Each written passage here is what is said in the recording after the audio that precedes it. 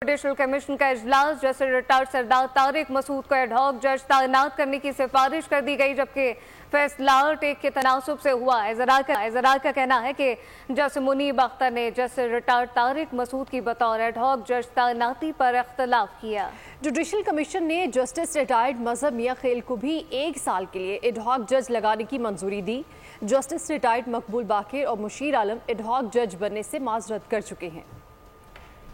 Ad hoc जजेस की तैनाती। जुडिशल कमीशन ने जस्टिस रिटायर्ड सरदार तारिक मसूद और जस्टिस मजहर आलम मियां खेल को एडहॉक जज तैनात करने की सिफारिश कर दी। जस्टिस सरदार तारिक मसूद के नाम की मंजूरी 8-1 के तनासुब से दी गई। सुप्रीम कोर्ट में एडहॉक जजेस की तैनाती के मामले पर चीफ जस्टिस काजी फैज ईसा की जेर सदारत जुडिशल कमीशन इजलास हुआ। इजलास में जस्टिस रिटायर्ड सरदार तारिक मसूद को एडहॉक जज तैनात करने की सिफारिश की गई। 9 मेंबरान में से जस्टिस मुनीब अख्तर ने जस्टिस रिटायर्ड सरदार तारिक की तैनाती की मुखालिफत की। जस्टिस रिटायर्ड सरदार तारिक मसूद की तैनाती 1 साल के लिए की गई है। जराये का मजीद कहना है कि जस्टिस रिटायर्ड मजहर आलम मियां खेल के नाम की भी सिफारिश की गई। जस्टिस रिटायर्ड मजहर आलम मियां खेल ने एडहॉक जज बनने से माजरत की थी। जस्टिस रिटायर्ड मजहर आलम मियां की सिफारिश 3-6 के तनासुब से की गई। जस्टिस मुनीब अख्तर ने जस्टिस रिटायर्ड मजहर आलम मियां खेल के नाम की भी मुखालिफत की। जस्टिस मंसूर अली शाह और जस्टिस आया आफरीदी ने भी जस्टिस रिटायर्ड मजहर आलम के नाम की मुखालिफत की। जराये का कहना है कि एडहॉक जजेस की तैनाती का मामला जजिस तकर्रुरी बराए पार्लिमानी कमेटी के बजाय बराह रास्त सदर मुमलिकत को मंजूरी के लिए भिजवाया जाएगा